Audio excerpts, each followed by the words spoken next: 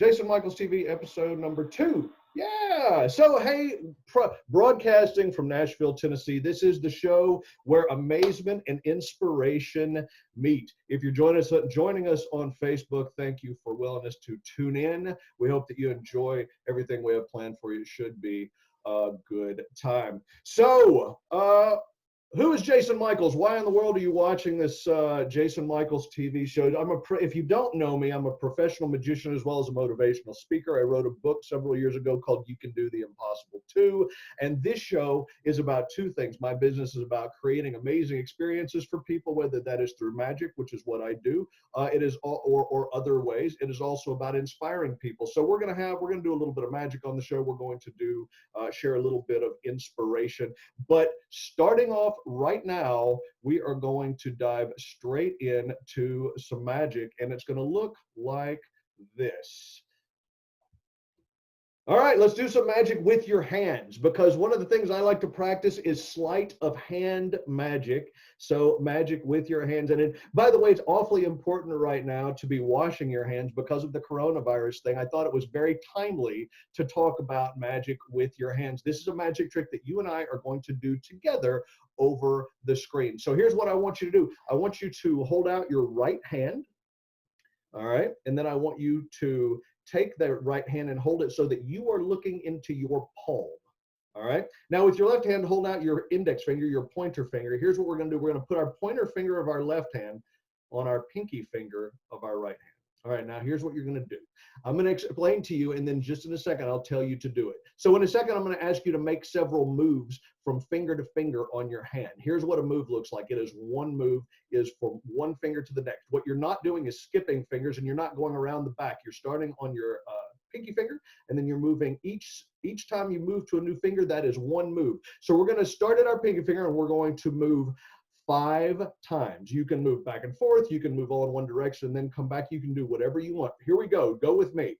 1, 2, 3, 4, 5. Now you can move to any finger that you want to. Don't let me dictate where you go, but you should be stopped on one of your fingers right now. Now, taking into consideration your thumb is also a finger for this demonstration. But I have this strange feeling that you're not on your thumb. Yeah, I think you're okay. So curl your thumb in. Actually, I also have this strange sensation that you're not on your pinky finger as well. Curl your pinky finger in so that you now have 3 fingers still up. Your pinky finger and your thumb are curled in, because I don't think that's where you currently are. All right, move one spot, just one. I'm going to move there. You move wherever you want to move. I'm getting the strange feeling that you're not on your ring finger. So curl your ring finger in. You have 2 fingers up. Make one move. Boom. All right. I have a feeling that you're not on your middle finger as well. So that leaves you holding your index finger, your 2 index fingers are touching, your right index finger and your left index finger are touching. And that means your pointer finger is the one that you ended up with. And if that worked for you, feel free to hit me in the chat bar of the Zoom. And if that worked for you on Facebook, feel free to make a comment. A little sleight of hand magic for you right at the very beginning, interactive. So now that we've done that, I think it is absolutely appropriate to introduce you to my guest. I am very excited to share with you special guest, Cirque extraordinaire performer, Grace Good. Whoa, look at that. There she is. She looks like she's flying through the air. All those hoops flying around her. I saw Grace perform maybe about a month ago, and I was very impressed. We're going to learn who Grace is, what she does, where she does it, how she's dealing with COVID-19, and where people can see her. But before we actually bring her into the show, I want you to understand why you should care. So what we're going to do is we're going to show a short, less than 1 minute long clip direct from her act, and I think you're going to be impressed. I know that I was. So watch very closely.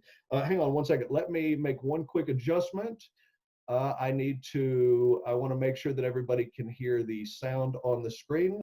All right, perfect. So, all right, and where is it? I'll have to hit. Okay, hit from. All right, We're just going to run through. I told you there might be a couple of tiny little glitches. I apologize, but I wanted to make sure that you can hear the sound. And so here we go. This is Grace's act, and I want you to watch very closely. It is very, very impressive.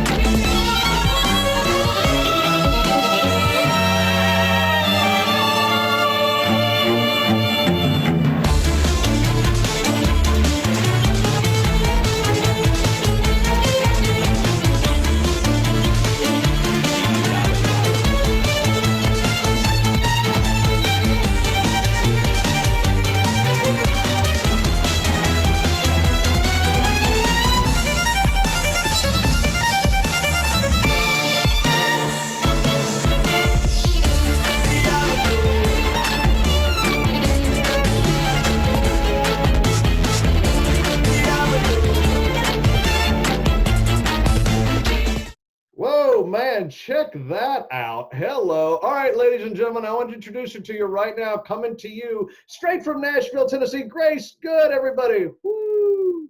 Hey, Grace. Hey. Hello.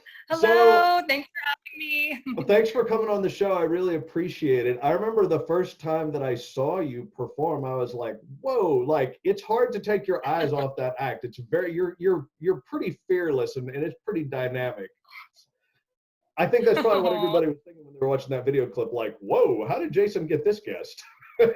well, So tell me about Grace. I want to know, that's like what I saw in that video clip, some pretty serious stuff. So I want to learn more about you. Just tell me who you are, where you come from, just whatever you want to share. yeah. So thanks for having me.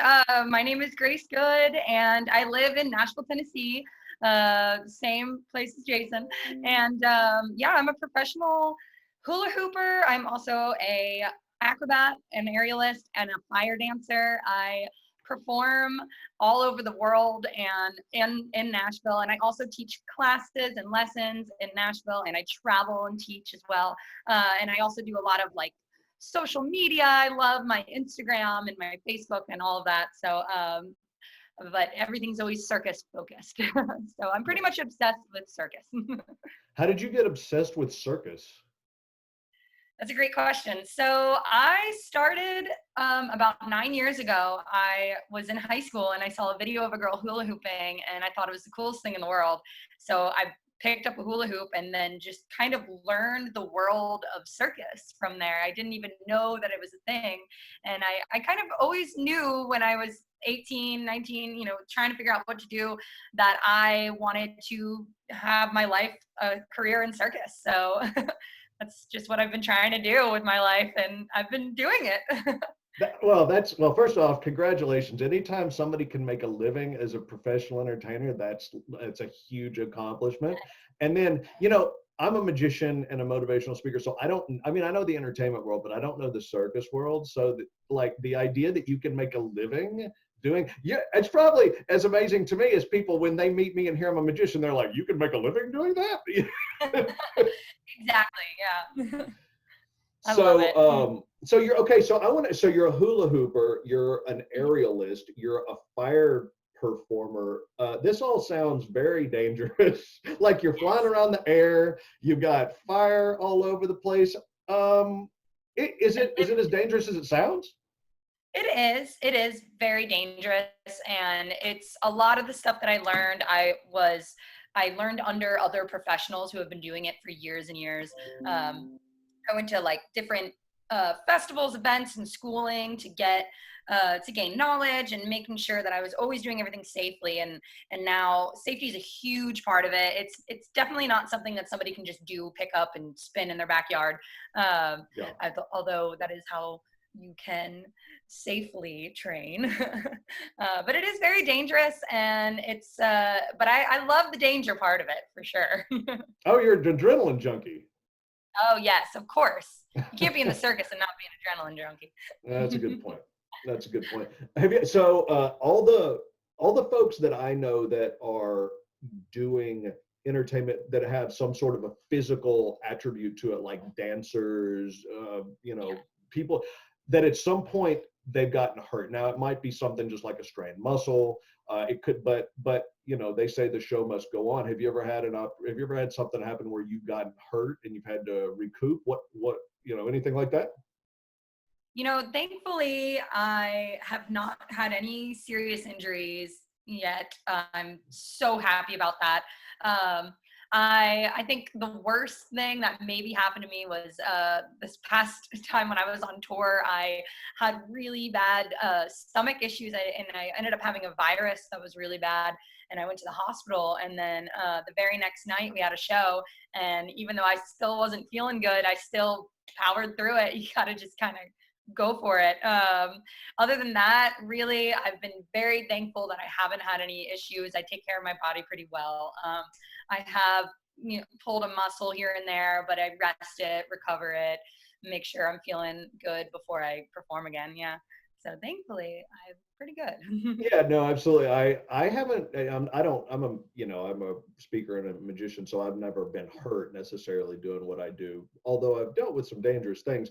But yeah, I know what it feels like to have to perform when you were sick. That's when you're Yeah. feeling terrible and they're like, "Sorry, but it's your turn to go up on stage." It's like, Show must go yeah, on. exactly. Yeah. So one of the things that you and I connected on the first time we were talking is the fact that you and I have both toured with shows where we perform for folks that are stationed overseas in the military. So I would love to hear anything that you want to share, if you have some great stories, or if just what your personal experience was like doing that. Had you ever done anything like that before? Had you ever been on military bases before? No, so that was my first. So actually, it was my first really big time circus tour with the company Cirque Dreams Productions, which has just been a dream company for me to work with. And it was my first time ever outside of the country, my first international experience ever. And it was this past May, so almost a year ago. And it was a 3-week tour in Japan to the US military bases. And it was incredible. I mean, it was crazy. It was my first time ever flying that long, 13 hours in a airplane. I felt like I was in a coffin, and just seeing the world seeing the other side of the world was just a crazy experience. I mean, I just remember like when I first got there, when I was sleep deprived, looking outside of the window and just, you know, just taking in that there every sign is in Japanese, and the people are driving on the other side of the car. Like it took my brain a little bit to process it. It was incredible. I mean, just that in general, doing that, and then being able to go into these military bases with these families that are missing their home, you know, and they're on the other side of the world, and we get to bring them a little bit of joy and like bring a little home to them. I mean, it was incredible. I really hope that I get to have that experience again. It was one of a kind. Yeah, you know, I find that whenever I travel and get to experience other cultures, it just kind of opens up my mind to just different Yeah, possibilities, things we don't, you know, we get most of the time just when we're at home, and I'm speaking for me, I'll just speak for me. When I'm at home, I get very involved in just the day-to-day life, but when you go somewhere else that's like a completely different culture, you just kind of, you see how they live, you see what their lives are like a little bit, you get a little tiny taste of that, and it just kind of, it kind of opens you up just a little bit more to understanding just that there, you know, it's kind of an amazing experience where it's like, wow, this is it is. unbelievable when you're literally halfway around the world. So Yeah, I mean, just experiencing a different culture, like inside the restaurants and in the airport, even it was, you know, culture shock is a real thing. I've always heard that term, and then when I went to Japan, I was like, I'm a little in shock. It's crazy. I'm taking it in, like, and it was hard adjusting back home too with the, you know, the jet lag and everything. mhm. But it was a life changing experience. It was probably my favorite, like. It, my favorite experience circus has given me so far in my life. That's And awesome. I'm That's so awesome. grateful for it. Yeah. Yeah, that's fantastic. So tell me about, so I know that you know, I was on your website and I was looking around. I was like kind of looking for things that I thought were fascinating. And so you've been involved in circus now you said for 9 or so years, Mhm. but you were involved in musical theater. Was that beforehand? Yes. Do So you sing? uh, not anymore. Um, you don't want to hear that. I was involved in musical theater, so that was like kind of when I was a kid. I did musical theater growing up. Like I probably started when I was like 2, went all the way up until like high school, but then I stopped in high school. But I always liked being on stage. I always liked the acting and the theatrical part Mhm. of musical theater. I had no idea that I would end up being in the circus. Actually, a fun fact: I learned how to ride the unicycle when I was 10 years old. But then when I got into like high school, I sold it because I thought it was weird. And now I'm like, dang it. You wish you Why had did your I sell that? unicycle back. I would have been so good at unicycling now. Yeah. Absolutely. Yeah. Absolutely. Yeah, no, I will say that you definitely command the stage. And so tell me a little bit about, so your love is hooping, but you also do aerial. And is that, I mean, that every time I see somebody in a Cirque style show, that is, most everybody is in great shape, but those aerialists, holy cow, it must Yeah. absolutely wear you out. Is it just massive, so massively physical?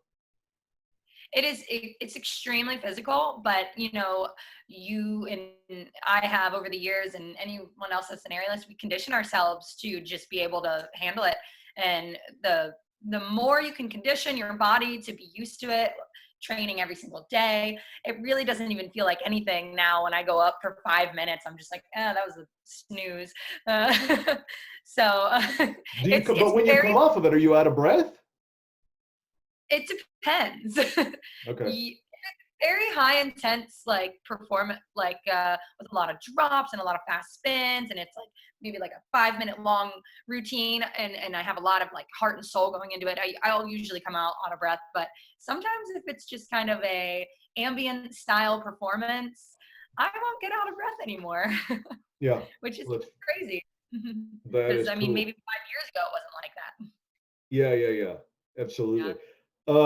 In a second, we're going to do something interactive. You and I are going to do something interactive over the screen, but I wanted to know if there's anything else, any other stories or anything else that you were just like, oh, this would be cool to share with folks who might be interested in circus, who might be Yeah. interested in anything like that, that you just think, hey, the version of me 10 years ago would have liked to have known this. Anything at Oh, all? well, I'll say one of the biggest questions I always get is, were you ever a gymnast or were you a dancer? And no, I had no prior experience with circus. I've never had any prior experience with gymnastics or dance. I mean, I took dance when I was maybe like 2. I was in musical theater, but I mean, I was more like acting, singing.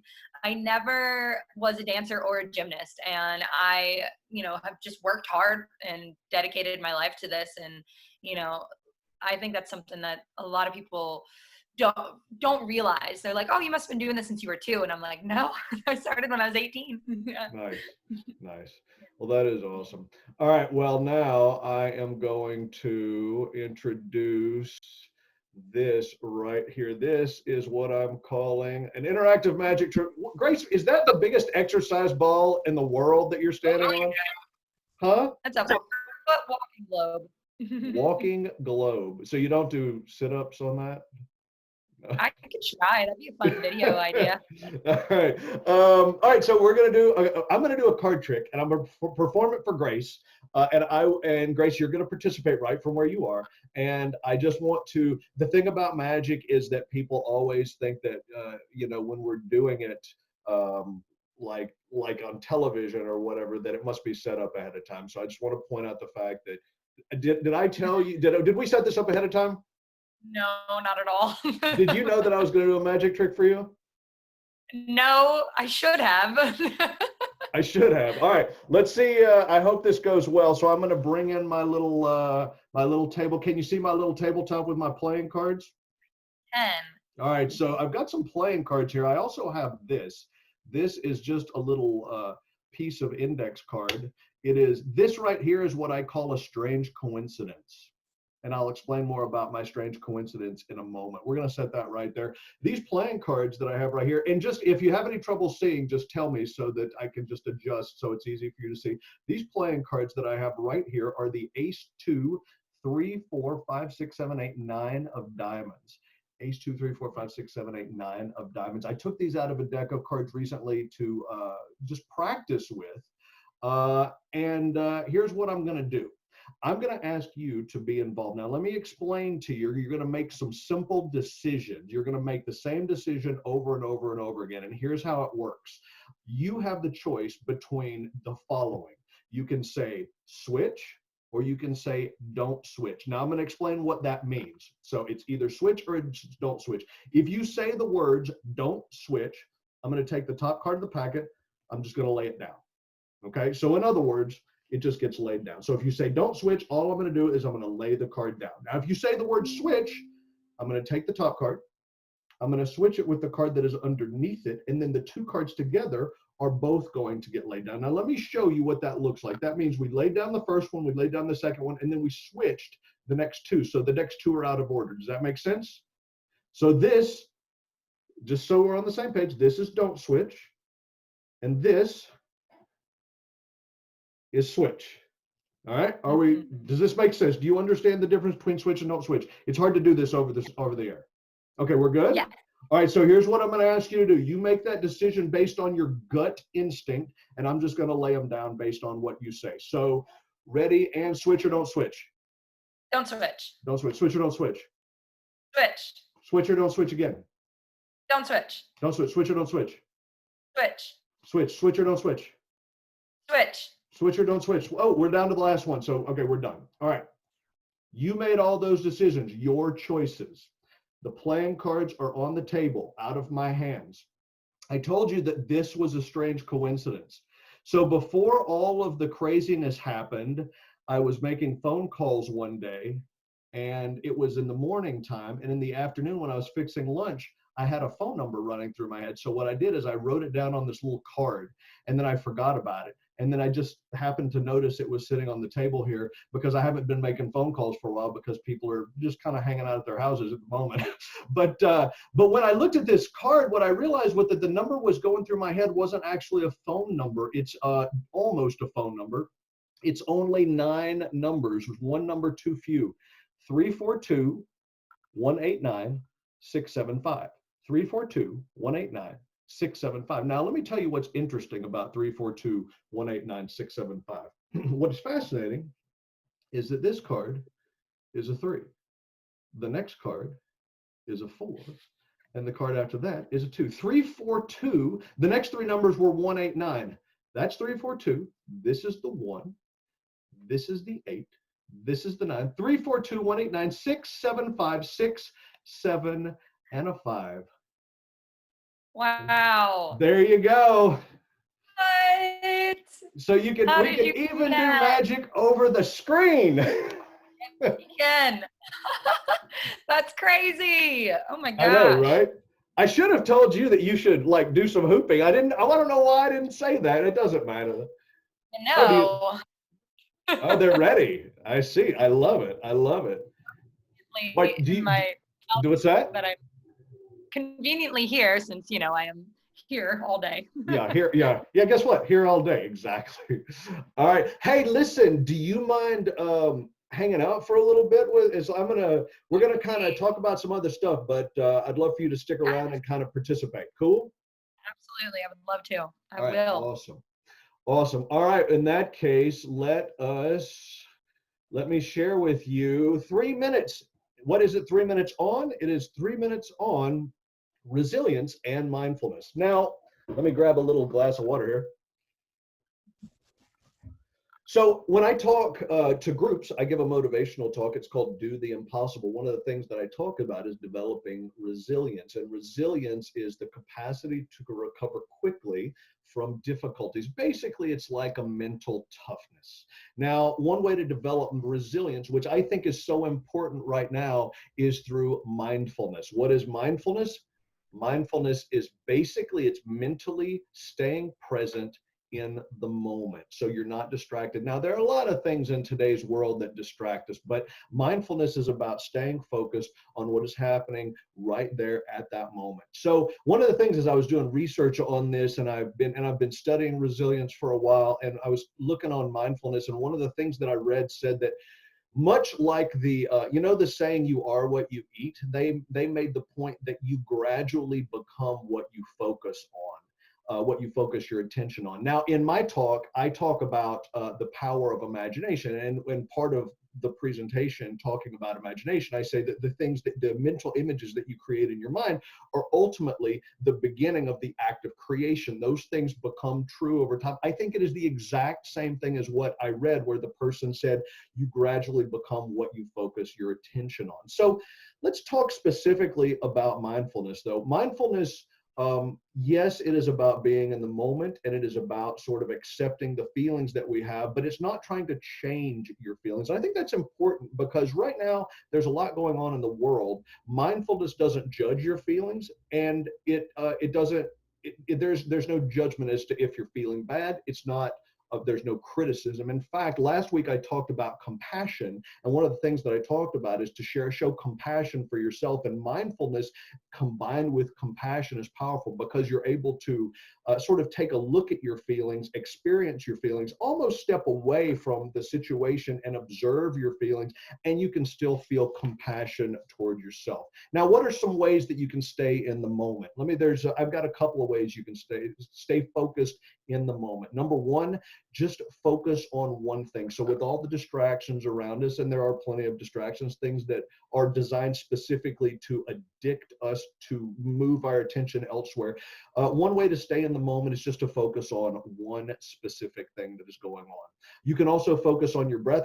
This is an exercise I like, where if there's a lot going on and you're almost feeling overwhelmed, just kind of focusing on your breath, breathing in, breathing out, and just kind of focusing on that and just letting everything else just kind of fade away helps you kind of stay grounded. And then there's another, there are a lot of yoga teachers and different people who talk about mindfulness, and a lot of meditation practices are focused on helping you be mindful in the moment. So sort of what I think the whole idea here is that instead of being reactive, so you find yourself in a situation, maybe you're sad, maybe you're overwhelmed, maybe you're frustrated, maybe you're depressed. But instead of being reactive to that and letting your emotion drive your actions, the better thing and the more mindful thing to do, at least for me, would be to focus on my breathing.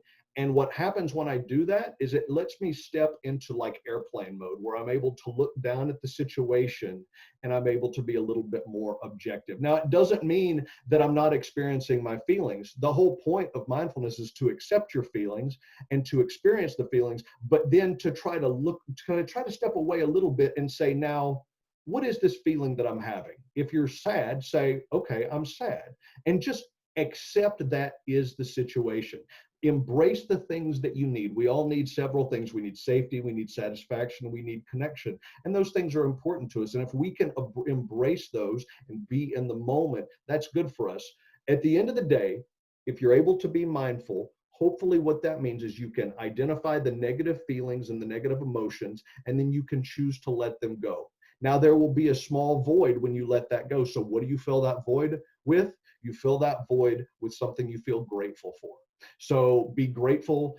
Maybe you want to focus on someone who loves you, or maybe you want to focus on just something that you really enjoy. Maybe you're the type of person who loves a cup of coffee in the morning, and you just want to focus on the joy that you get out of that cup of coffee. So that's 3 minutes on resilience and on mindfulness. And I hope that you got a little something out of it. And now what I'd like to do is step to the next section. And in this, I'm going to play a 2-minute clip from my talk, Do the Impossible. And this clip specifically is it's a story that I think is perfect for the situation we find ourselves in right now. So enjoy this short clip. I want to share with you one more thought, because what happens when you're scared? When you attempt impossible things, it's scary. Let me tell you a time when I was scared. Doing this. I didn't want to do this. Not stand in front of you. I didn't want to talk about this. I was into my 30s, and I would not talk to anyone about having Tourette's syndrome. I really didn't even want to talk to my parents about it. I didn't want to say the words. Scared the hell out of me because it was my weakness. At least that's what I thought. It was the thing that I had no control over. It wasn't for any fault of my own that I had this, and I had to live with this. I had friends that have known me since childhood that it was never brought up. It was never talked about. The idea that I would be willing to stand in front of you and have this discussion is ludicrous to me 10 years ago. I had a couple of friends who knew me extraordinarily well, and one guy in particular, interestingly enough, the same guy who wrote the article, who said, "You have to go talk to people about this." And I said, "Do not ever bring that up again." But he was persistent, and little by little he got through to me. And I finally saw the wisdom. And the moment that I was willing to stand up in front of people, then it opened up a whole new world to me. It opened up a connection with you that I was never able to make just doing magic tricks. There's a mentor of mine who I only knew, I knew him through his writings and through his publications, but I got to sit down with him. And I was working on something for a magic show, and it was a little bit different than what most people are used to seeing, or what they're not used to. They're not used to expecting this type of thing from magicians. And so I said to him, I'm working on this thing, and to be honest with you, it scares me, and I'm trying to figure out how to put it in front of an audience without them just thinking I'm an idiot. And he thought about it for a second, and he looked at me, he's sitting right across from me, and I said, "So what do I do when I'm scared to do this?" And he said, "Well, Jason, I guess sometimes we just have to be brave." Sometimes we just have to be brave. Pretty smart. It's pretty strong. It knocked me for a loop when he said that. I was like, whoa. I mean, it was so simple and yet so profound. I was blown away. So what can we learn from this video? Number one, I think sometimes we just have to be brave when we're dealing with the things that are difficult in our lives. We can certainly be compassionate towards ourselves. We can certainly have mindfulness, but we also just have to know that sometimes the only way through is to push through. And facing our fear. Here's one of the most interesting things I've learned about facing the things that have scared me. When you face them down, you gain power over them. So instead of something that you're scared of, or that feels a bit overwhelming to you, instead of allowing it to have power over you, much like what mindfulness does, it gives you power over it. Grace, did anything come to mind to you? And I mean, I don't know, when you saw that video clip, or when you were watching that or listening to the message, did anything pop into your head at all about it? Yeah, actually a few things really. Just for me, I've struggled with anxiety my whole life, and one of my biggest things is I'm such a homebody, and even just telling you about going to Japan, that was really scary for me. And but obviously I really wanted to do it. It's something so good for my career. And then also when I went on my national tour that I went on in December, I was really scared about that too. But you hit it though. Just sometimes you have to be brave. And I remember, I guess a quote that came to my mind is that if it excites you and scares you at the same time, it probably means you should do it. And that's I just had that in my head right before going to Japan, right before going to Burning Man, right before going to on my national tour. And those were all positive things, but also even right now with everything that's going on, I can relate to this a lot. And I'm sure everybody else can. Yesterday I broke down pretty hard, just trying to not let the anxiety take over. And what do we do? Nobody knows. Nobody has the answer right now. But really just trying to find that mindfulness and that resilience. It's hard right now, but one thing at a time, sitting there listening to your breath. For me, it was I tried to accept that I was maybe a little depressed, maybe having a lot of anxiety, and filling that void for me was I just any kind of plans that I kind of sort of had yesterday, just threw them out the window and played with my hula hoops. Yeah. Yeah. It was great. It was amazing. That's great. Yeah. That's great. Mhm. That's great. Thank you. I appreciate you. Thank you for sharing, because now is the time. It's it's more now than ever when we have to connect with each other. And when I learned Yeah. how to basically be vulnerable in front of a large crowd of people, there was a connection that I made that I had never made before. I mean, I even said it in the video clip. And so I think it's important to just kind of be there as champions and friends for each other, and to say, hey, it is perfectly okay for you to have a hard day or two or three or a week. That's Yeah. okay. Yep. So all right, that's great. That's great. So right now I want to share. Oh, I will just go ahead and mention that if you're interested in my keynote program, you can check out my website. It has all the information about that program that you saw a clip from, and it is jasonmichaelsmagic.com. Right now, it is time to move on. We are going to do a small business spotlight. Oh, guess who we're going to spotlight? That's right, Grace Good, Cirque Entertainment and Beyond Wings. Now, you've met Grace, you've heard her sharing some of her stories. Just let me give you the sort of all the things she does. She provides aerialist entertainment, fire entertainment, unique and specialty entertainment. All of the information that she teaches, all of the information is on gracegoodcirque.com, and that is Cirque, Cirque. Grace, tell me about all the stuff that you do for people. What are all the services you so you do corporate entertainment, you do live entertainment, obviously you tour and you teach lessons. Tell me. Yes, yes. So my company, Beyond Wings Circus, we've been around since 2013, based in Nashville, but we go all over the place. And we do corporate entertainment, we do private parties. I mean, we've done weddings. We'll have girls flying from the air, me included, and we pour champagne into your wine glass. So very unique entertainment, fun entertainment, anything you can imagine. We like to create experiences for people and really turn events, bring it to life in a new way, in a different way. And then on top of that, I have my own brand, Grace Good, and I'm a hula hooper, an aerialist, a fire dancer, and I work with Cirque Dreams Productions, and I tour internationally. And then on top of that is I teach. And right now I'm kind of focusing on online teaching. So I have options for classes for anybody that's interested in if you're an aerialist, or if you're a hula hooper, or if you want to even just learn how to get there, I do that as well. And right now I'm kind of doing more like home workout style coaching sessions for aerialists or aspiring aerialists, or anybody that wants to know what a fitness program might look like for a circus artist.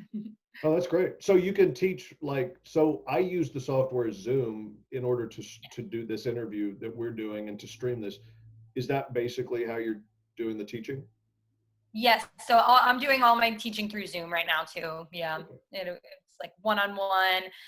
It's so typically, normally I would do a lot of private lessons and classes at the Circus Center, the Nashville Circus Center, which is right here in Cool Springs. So but since we're shut down right now, we're actually trying to move our platform online. So I will be actually doing group classes as well as private lessons. So we're just pretty much taking what you can do in person and doing it in our living room. Oh, that's So awesome. That's awesome. That's fantastic. So you guys can contact Grace for information about lessons. Her contact information is gracegoodcirque@gmail.com. So if you'd like to learn more about and she can teach you from absolute beginners level up to expert level. So gracegoodcirque@gmail.com. You can also check out gracegoodcirque.com. And that is awesome. Thank you very much for yeah, sharing. I think now is the time for people to learn new skills. it's never, fun. it's It never been a is. better time. Got all All right. the time. So if you're, and speaking of skills you can learn, if you're interested in learning magic, I have literally traveled around the world. That's a photograph of me and my tour bus when I was touring in Europe, and as well as with some of the crew and talent. that was there with me. Magic has literally taken me to 25 countries around the world. Some of my best friends in the world are magicians, just wonderful people.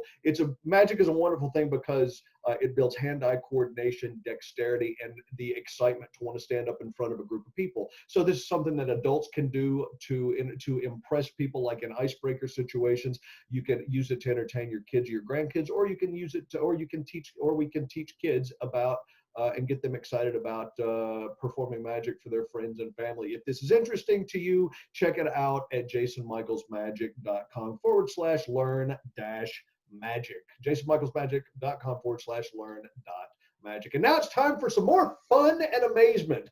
So last week I shared a clip with you, and the clip was from a documentary that was shot about me in 2004. It was shot by a college class. It was for like their major project for the semester. The documentary was called Magical Time Travelers, and the clip from last week specifically focused on a routine that I do that is called the cups and balls. It's a classic magic trick. This week, I chose this clip specifically because this week, the clip that I'm going to show you highlights a routine that I ended up creating because of the man, the mentor, the Be Brave guy, the guy who gave me that piece of advice. His name was Eugene Berger. He had a piece of magic that was called the Hindu thread. When this live cast is over, you can go check it out on YouTube, and you can look up his version of the Hindu thread, because right now I am going to share with you my version, which was part of the subject of this little documentary. It's a relatively short clip. It's only a couple of minutes long, and I hope that you enjoy it.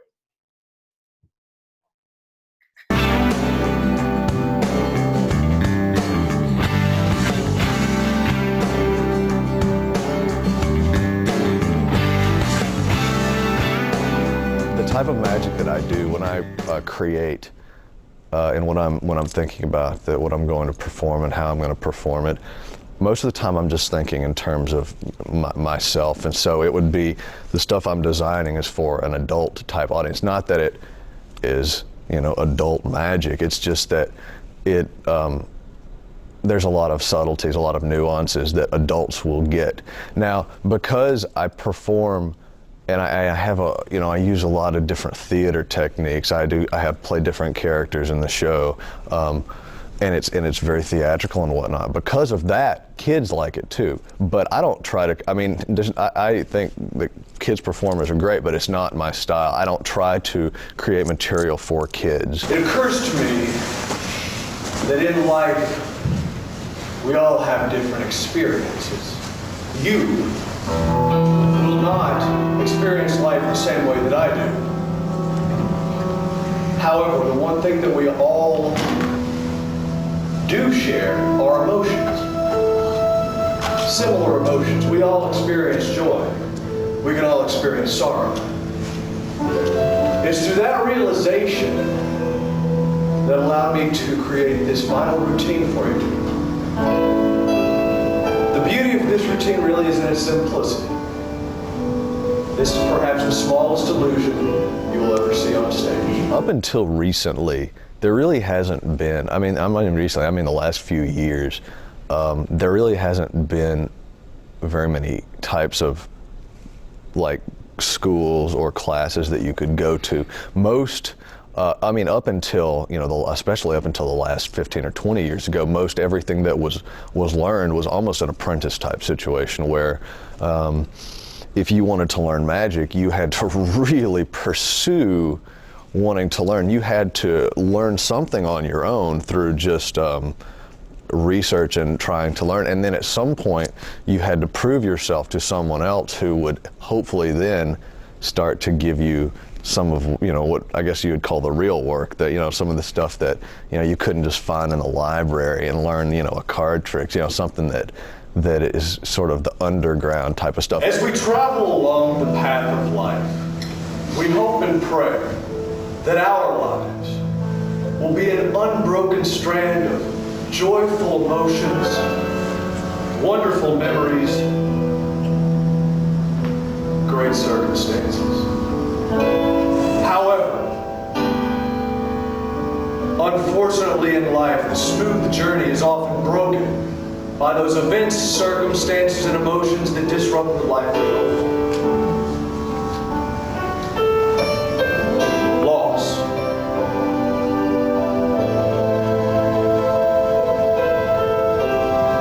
Shame.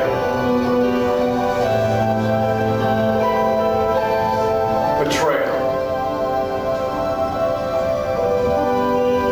Anger.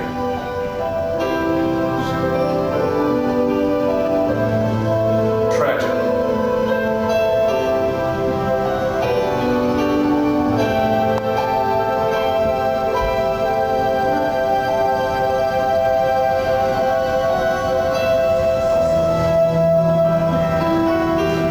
But, as a wise man once said, hope is a good thing, perhaps the best of things, and hope can help restore our lives. My personal training has come through just, I mean, almost, it was sort of an apprentice type situation where I worked for a person, an illusionist, and I got to learn through doing, not just, I mean, it would have been great had I had the opportunity to do a classroom situation, but I wouldn't trade it. You know, it's yeah, it's good. Well, you can see I wasn't very dramatic. I think that's a message that we need nowadays. It's a message of hope at an uncertain time. There will be difficult days, but no matter how difficult life is, we can always look forward to better days. And in addition to strengthen our resilience, now is the time to focus on the blessings that we do have. Now, that doesn't mean that it's always going to be easy, but I think that just kind of taking a look at all of the things that are working in our favor. You know, I saw something online, and they said, think about how fortunate that we are that yes, everybody's more or less at home and people aren't working, and that can be frustrating. But look at the country that we're living in, where we still have access to food. There are a lot of good things, and so I think looking for the blessings in life is probably a good. And finding things to be hopeful for is a very healthy way to go about living. So anyway, all right, so we're going to wrap it up here. Just a couple final thoughts. So again, big thank you if you've decided to tune in. If you are an entertainer and you're interested in private coaching, most of the time coaching requires more than one session, and so because of touring commitments and travel and just bookings and things like that, I've never really been able to do that type of thing, even though I've really liked the idea for a very long time. But I'm doing some business coaching and some show coaching, some performance coaching. If that interests you, you can check out jasonmichaelsmagic.com/coaching. jasonmichaelsmagic.com/coaching. What are takeaways from today's episode? We met Grace Good, and we learned about hooping and how much she loves circus. What takeaways did Grace have? Wow, I mean, just this whole, holding on to hope, and very, very positive, and something just to remind myself and everybody else is, with the world being so like, here's bad news, try to for me is combat every bad news with something positive, like no matter what it is, like, a TV show like this, or just, I literally Googled today, good news. Just give me good news. And there was a website that's like, here's just a bunch of good news. And it just made me feel so much better. I sent one to my mom. I loved it. Just remember to combat that. It helps. Mm-hmm. That is fantastic. Oh, I love that. I love Googling good news. That's such a good idea.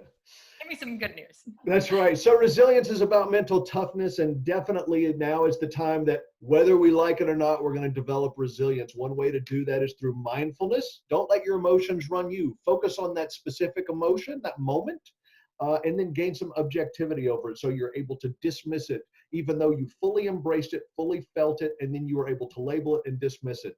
Now is definitely the time to be brave, and hopefully you guys enjoyed some magic that I shared as well. What? Yes, yeah. I did. That was awesome. So I'll be back with another episode soon. These are kind of coming out. I don't technically have a production schedule. So if you're interested in finding out when the next one will come out, you can check out Jason Michaels Magic /JM-TV.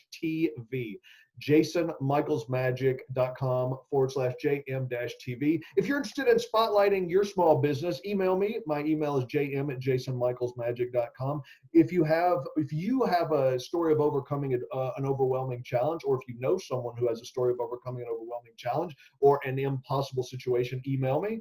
And I'm more than open to hearing what you thought about today's episode. This has been Jason Michaels Television, and I really appreciate Grace Good for spending this hour with us. Thank you so much. And thank you for having me. I really appreciate it. It has been an absolute pleasure. Thank you guys for tuning in on Facebook and for participating, and we will see you guys again very, very soon. Bye.